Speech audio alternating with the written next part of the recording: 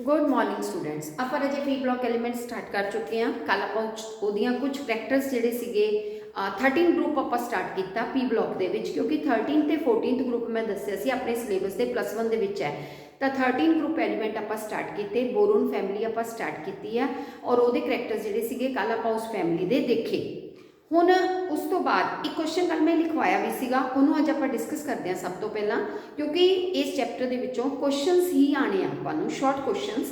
सो जिस तरह मैं कल बना के भेजे सी तुहानूं, इस तरह ही अज मैं डिस्कस करूँगी तो क्वेश्चन भी तुसीं नाल ही उतार लेना आ। सो कल एक क्वेश्चन मैं नोट करवाया सीगा कि why the first member of the group show different behaviour from other members of the group. एक फैमिली दे विच पहला मैंबर बाकी मैंबरां दे नालों अलग बिहेवियर क्यों शो करता, तो रीजन तुसीं जवानी याद रखने हैं। किहड़े-किहड़े हुंदे आ? First is very small size, पहला मैंबर का साइज सब तो छोटा हुंदा, बाकी थल्ले नूं जाने साइज बदन लग जाता शैल बदन दे नाल।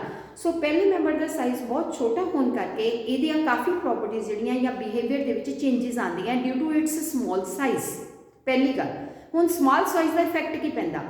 दूसरा अपने को कारण बन जाता है कि छोटे साइज करके ये आयनाइजेशन इंथैल्पी बहुत हाई है।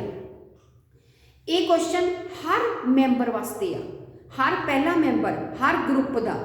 फॉर एग्जाम्पल 13वें ग्रुप का पहला मैंबर बोरोन आ, 14वें ग्रुप तुसीं करोगे तो कार्बन के भी यही कारण आएंगे। आपां फिर अगों +2 के 15, 16, 17 ग्रुप करांगे तो साडे कोल उन्हां दे विच भी यही मैंबर्स आएंगे। 15वें नाइट्रोजन आएगी, 16 पहला मैंबर ऑक्सीजन बन जाती है, 17 पहला मैंबर फ्लोरीन बनती है। सो उन्होंने सारे जगह पर भी अपने को रीजन सेम ही रहेंगे कि पहले मैंबर का बिहेवियर बाकियों नालों डिफरेंट होने के जो मेन कारण है वो सेम ही है। ड्यू टू पहले है अपने को छोटा साइज होंदा, छोटे साइज करके इलैक्ट्रॉन्स नूं निकालण लई वेरी हाई आयनाइजेशन इंथैल्पी की लोड़ पैंदी है बाकी मैंबर्स के नालों, उहदे करके प्रॉब्लम आ जाती है। थर्ड रीजन हाई इलैक्ट्रोनेगेटिविटी, छोटा होने करके इलैक्ट्रॉन्स को अट्रैक्ट करने की ताकत जी है इस मैंबर च ज़्यादा होंगी है, बाकी साइज च वड्डे होने करके वो ताकत काफ़ी घट जाती है, वो चेंजिज आ जाते हैं प्रॉपर्टीज। और लास्ट रीजन है absence of vacant D orbital, कि पहले मैंबर के कोल क्योंकि पहला मैंबर सारा का सारा दूसरे शैल च आ जाता, क्योंकि पहले शैल के या कह लो पहले पीरियड अपने को 2 ही एलीमेंट है, हाइड्रोजन तो हीलियम। उस तो बाद सैकेंड पीरियड जो स्टार्ट होंदा उस सारे ग्रुप्स का पहले मैंबर आ जाते हैं, लेकिन सैकेंड के 2s ते 2p ही सब शैल होंगे, 2d नहीं होंदा। सो डी ऑर्बिटल एबसेंट रहेगा पहले मैंबर के कोल, हर ग्रुप के पहले मैंबर को डी ऑर्बिटल नहीं है, जिस वजह के नाल वो अपनी ऑक्सीडेशन स्टेट जी वध शो नहीं कर पाता है। डी विच इलैक्ट्रॉन्स वो प्रमोट नहीं होंगे क्योंकि वो डी ऑर्बिटल ही है नहीं। सो ये प्रॉपर्टीज़ पे बाकी मैंबर्स जो डिफरेंट हो जाती हैं। हुण ये नाल ही आप ये दसांगे भी किहड़ियां प्रॉपर्टीज़ दे विच कॉमन आ भी अलग दिखना शुरू हो जाता। सो फस्ट अपने को है जी आप डिस्कस करांगे प्रॉपर्टी कि किहड़ियां गल्लां च डिफरेंट बिहेवियर शो कर रहा है। Covalency up to 4, covalency up to 4 जिहड़ा तुहाडे कोल पहला मैंबर होगा ना उहदे विच जिहड़े ऑर्बिटल्स पार्टिसिपेट कर सकणगे उहदी कोवैलेंसी 4 तो ज़्यादा नहीं होएगी। मैं उत्थे तुहानूं दसदी हां किद्दां कोवैलेंसी 4 हैगी है।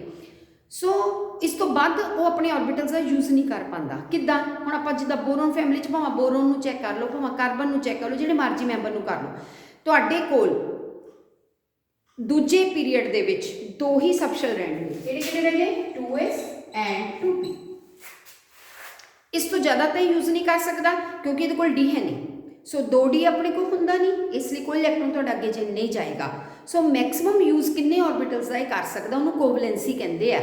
एस का एक ऑर्बिटल हो गया राजे जो यूज़ कर सकता। पी दे px py pz कितने ऑर्बिटल्स होंगे? 3।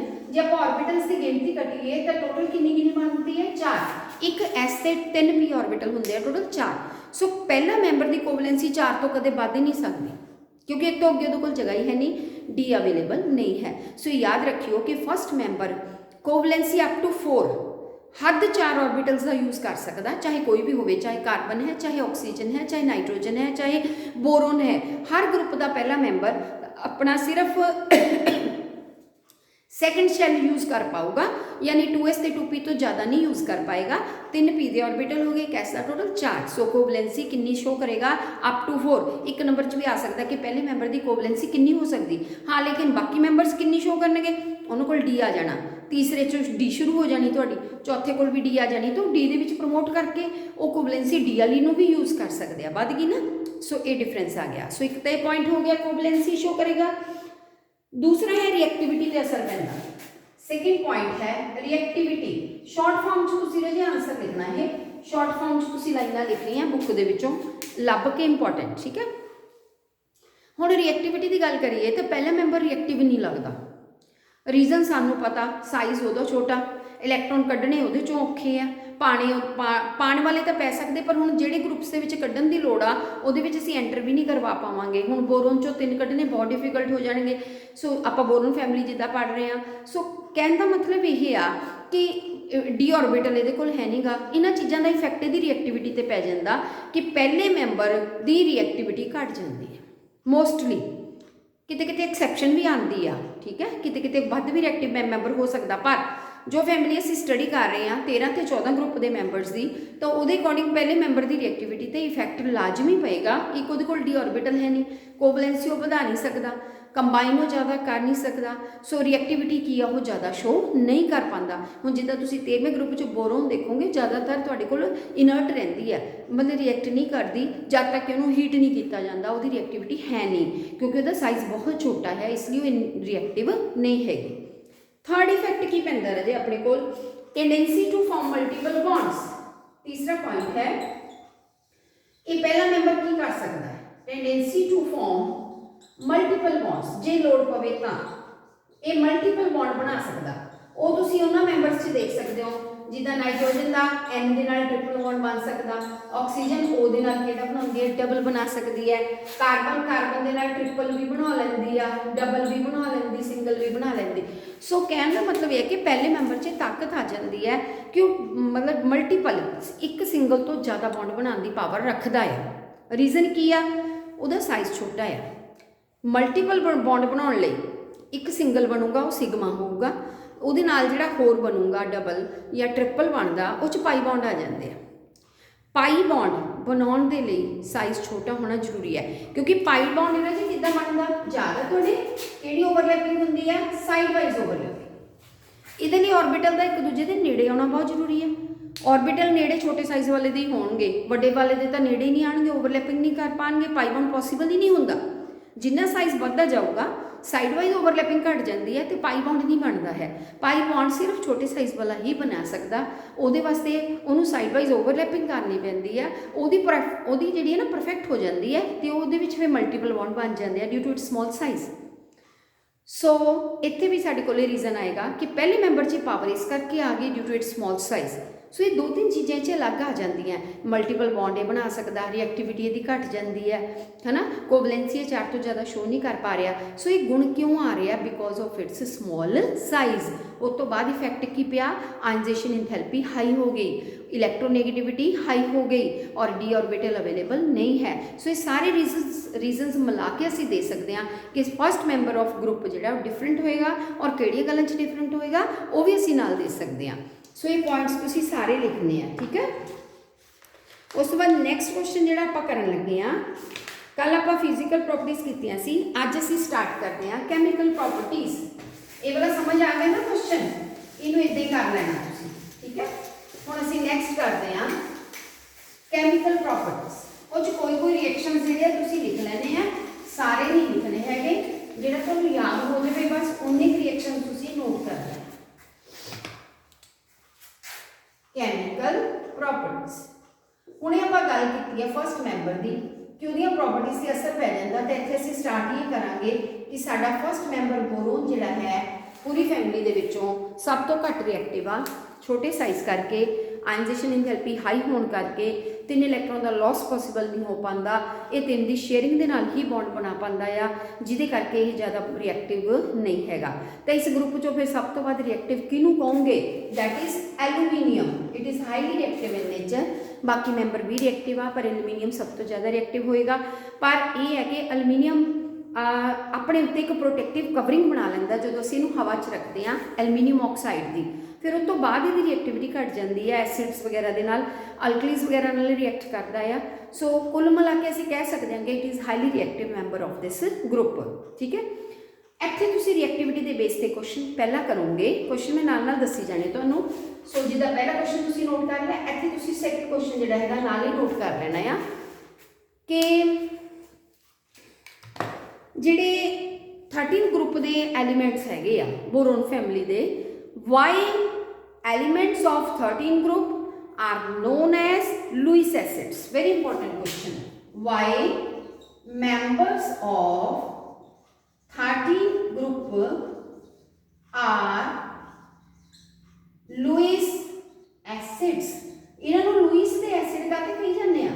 लुईस की एसिड की तुहानूं पछाण होवे, आपां डेफिनेशनस कीतियां होईयां, जिहदे कोल इलैक्ट्रॉन्स की कमी होवे, जिहड़ा इलैक्ट्रॉन लै सकदा होवे, उहनूं लुईस का एसिड कहंदे आ। सो ये जिहड़े बोरोन के अपने कोल कंपाउंड्स है, बोरोन फैमिली के मैंबर्स आ, वो सारे लुईस एसिड की तरह एक्ट कर रहे हैं। इसदा मतलब सारे कोल इलैक्ट्रॉन्स की कमी है और सारे इलैक्ट्रॉन एक्सैप्ट कर सकते हैं। तुसीं इक नूं चैक करके देख सकते हो। हुण बोरोन आ रहा जी, बोरोन का एटॉमिक नंबर कितना है? 5। 1s2 2s2 2p1 हो गए 5। 2 अपने को S हो गए, 2 इस S हो गए, एक साडे कोल किहदे च हो गया रजे? P दे विच। क्लीयर? हुण तुसीं देखो भी जदों इहने बॉन्ड बनाने हैं बोरोन ने, किद्दां बनांदा? लोन में देखो कोई हुंदा नहीं है। सो आ तो थोड़ा अंदर वाला शैल पार्टिसिपेट नहीं करता बॉन्डिंग। सो आ एक इलैक्ट्रॉन जिहड़ा है बाहरला अगे प्रमोट हो जाएगा। देखो कितने इलैक्ट्रॉन्स हो गए तुहाडे? sp2 हाइब्रिडाइजेशन शो करती है बोरोन। तिन्ने बिले हो गए। ਇਹਦਾ मतलब 3 इलैक्ट्रॉन शेयर किए जा सकते हैं। ये 3 जणियां दे नाल बॉन्ड बना सकती है। फॉर एग्जाम्पल मैं 3 इत्थे की लगा लवां फ्लोरीन, तो कंपाउंड किहड़ा तैयार हो गया रजे? BF3। हुण मैं इहनूं बना के देखां, आ B है, एक F मैं ट्रायंगल च लगाती, एक ट्रायंगल चलाती, एक इत्थे लाती।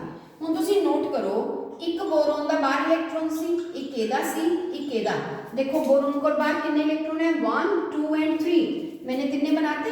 हुण फ्लोरीन हैगा 17वें ग्रुप का मैंबर, ये बाहर 7-7 इलैक्ट्रॉन आ, 6 तो थोड़े पेयर च हैगे आ, 7वां इहदा कल्ला आ, वो इहने शेयरिंग च पाता। देखो पाता, आ 6वां इलैक्ट्रॉन हो गया, 7वां आ देखो हो गया। क्लीयर? पता लग गया किद्दां जुड़ती है बोरोन? BF3 किद्दां बनती है। हुण तुसीं टोटल इलैक्ट्रॉन चैक करो बोरोन दे नाल, की बोरोन दा ऑक्टेट कंप्लीट है? 2 इत्थे हो गए, 2 इलैक्ट्रॉन इत्थे, 2 इत्थे, किन्ने बन गए रजे? 6। हुण क्लीयर होया? सो ये सारे मैंबर जिहड़े ग्रुप के होणगे, जदों ये कंपाउंड बनाते हैं तो इन्हां दे बाहर 6-6 इलैक्ट्रॉन्स मिलणगे तुहानूं, और 8 नाल ऑक्टेट पूरा हुंदा, जिहदी वजह नाल इन्हां दा ऑक्टेट कंप्लीट नहीं हैगा। अगर इन्हां नूं कोई डोनेट करदा है इलैक्ट्रॉन्स, ठीक है, तो ये बड़ी जल्दी उहदे तो एक्सैप्ट कर लैंदे आ। सो इसे करके they are known as Lewis acid. ये ध्यान च रखना। और लुईस एसिड स्ट्रैंथ इस फैमिली दे विच सब तो ज़्यादा किहदी होएगी?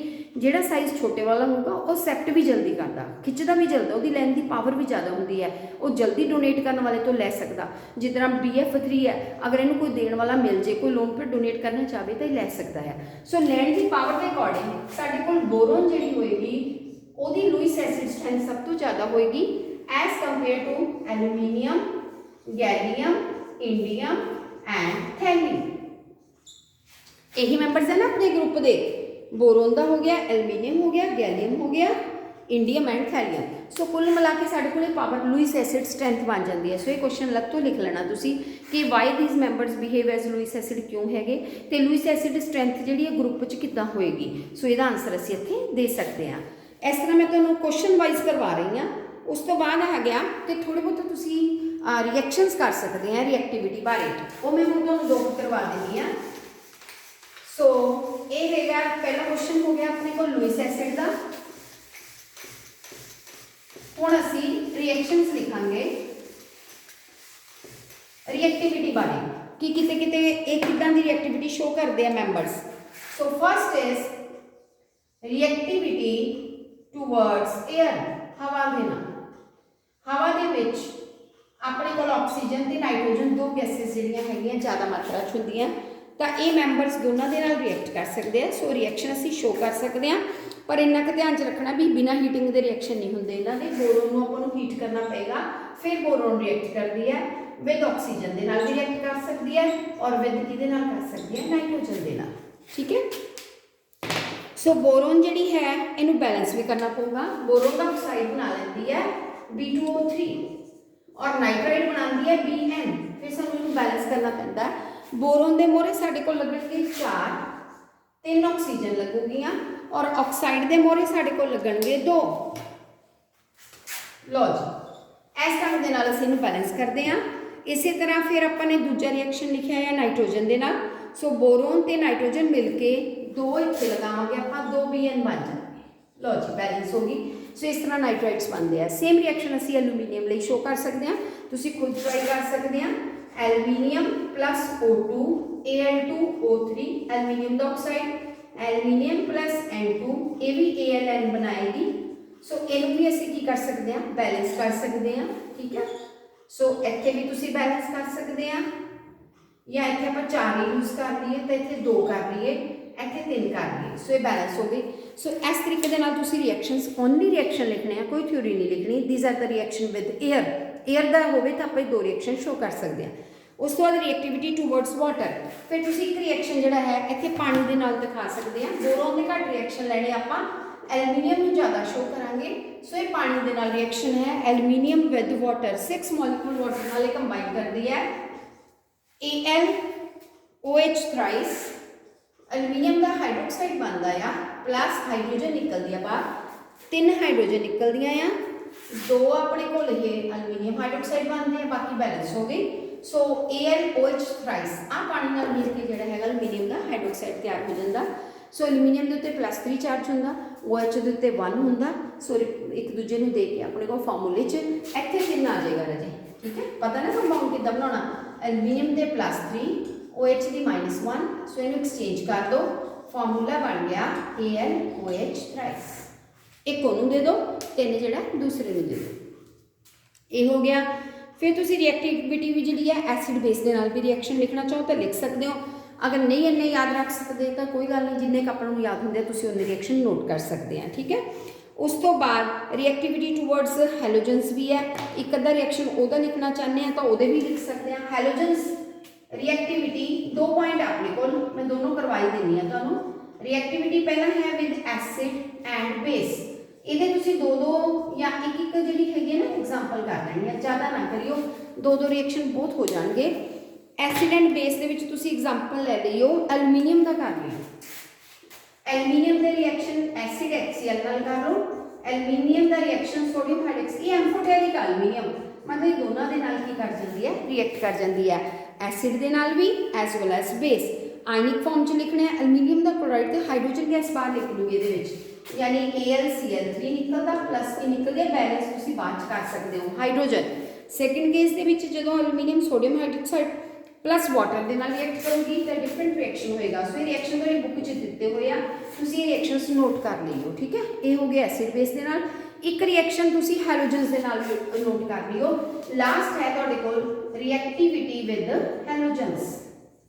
हैलोजेंस के नाल, हैलोजन समझते हो ना, क्लोरीन फ्लोरीन ब्रोमीन। सो बोरोन की एग्जाम्पल लैनी है तो तुसीं बोरोन की लै सकते हैं, B प्लस F3 के नाल तुसीं सॉरी बोरोन का रिएक्शन जिहड़ा है तुसीं F2 के नाल जाई या Cl के नाल कर लो, क्लोरीन के नाल कर सकते हैं। सो ये बन जाएगा तुहाडे कोल BCl3, इनू बैलेंस कर लो। फिर ये बन गए 2 3 ते 2, इत्थे 2 लईए, ये 3 लईए, 2 लै लीए, फिर ये बैलेंस हो गई। सो इस तरह आप हैलोजेंस नाल भी रिएक्ट कर सकते हैं। चलिए रिएक्टिविटी च रिएक्शन जो एक 2-2 करने हैं, एक बोरोन का कर लो, हद एक एलूमीनीयम का कर लो, और ये थ्योरी तुसीं लिखनी नहीं हैगी, और ये रिएक्शनस कंप्लीट हो जाएंगे कैमिकल्स। ठीक है, बाकी 2 क्वेश्चन मैं एक्सट्रा कराते।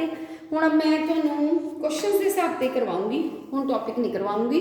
हुण अगला क्वेश्चन जिहड़ा आपां कल करांगे वो होएगा एनोमलस प्रॉपर्टी ऑफ बोरोन। हुण बोरोन दे नाल रिलेटेड कुछ इहदा बिहेवियर अलग दियां जिहड़े गुण हैगे ना वो डिस्कस करांगे, जिद्दां लुइस एसिड स्ट्रेंथ डिस्कस करांगे हुण आपां बोरोन दे हैलाइड्स दे विच। ठीक है, सो ये तो पता लग गया सारे लुइस एसिड हैगे, लेकिन बोरोन दे 3 हैलाइड बनते हैं।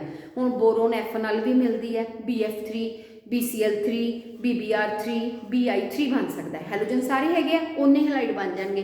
हुण उन्हां दे विचों लुइस एसिड स्ट्रेंथ किद्दां फाइंड आउट की जाऊगी। सो ये वाले क्वेश्चन जिहड़े आपां नैक्सट वीडियो च डिस्कस करांगे। इन्ने क्वेश्चन तुसीं कर लिओ, रिस्पॉन्स जरूर सेंड करियो। All the best.